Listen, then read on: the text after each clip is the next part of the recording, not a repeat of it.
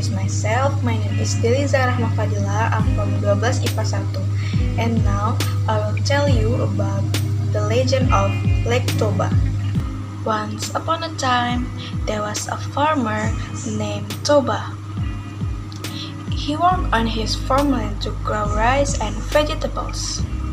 One day, he wanted to catch some fish.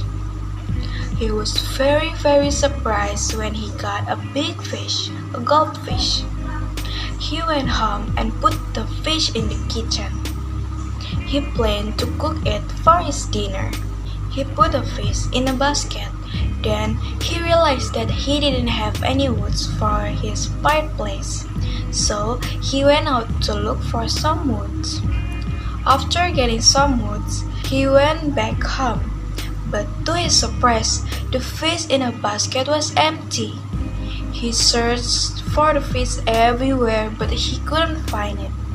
When he stepped into his room, he was so shocked to see a beautiful girl with the long hair in his room and wondered who she was. She said that he was the incarnation of the fish. She asked Toba to keep it as a secret. Toba promised her not to tell it to anyone with one condition, that she would marry him. Finally, they got married and soon his wife got pregnant. Then the baby was born. They named him Samosir.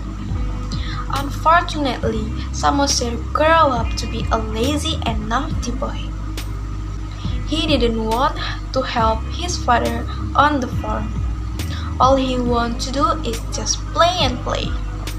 When Toba on his farm, his wife always brought him some lunch. He was lucky to have such a beautiful, caring wife. Toba liked his wife's cooking. For him, it was the best. He was very pleased to see his wife bring it lunch at lunchtime. One day, Toba's wife asked her son, Samosir, to bring lunch to his father, who was working on the farm. At first, Samosir refused it. He wanted to play with his friend, but finally he obeyed his mother. On the way to the farm, Samosir met his friend. Then they played together. Samosir was playing so happily with his friend that finally he felt tired and hungry. Then he ate all his father's lunch and left nothing for his father. Meanwhile, Toba was working on his farm. He was tired and he felt hungry. Toba was waiting and waiting, and finally, from a distance, he saw Samosir bringing his lunchbox.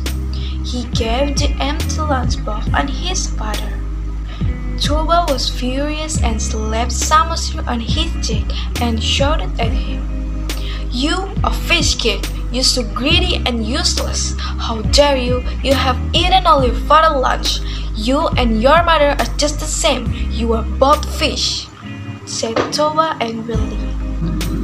Toba kept scolding Samosir.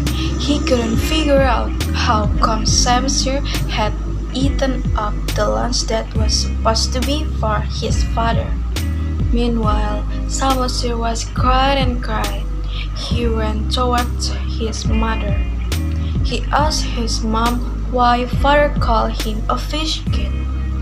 Toba's wife was really upset that Toba broke his promise. Then he told Samosir to climb up the high trees because there's gonna be a great disaster. Samosir quickly ran away and climbed up the high trees as his mother told him to do.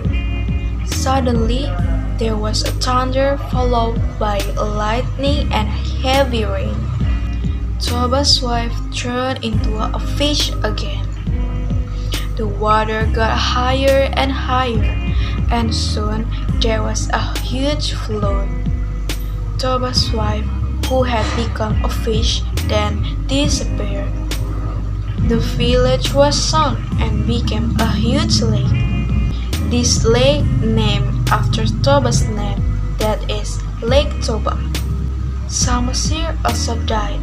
His body became a small island, which is now called Samosir Island.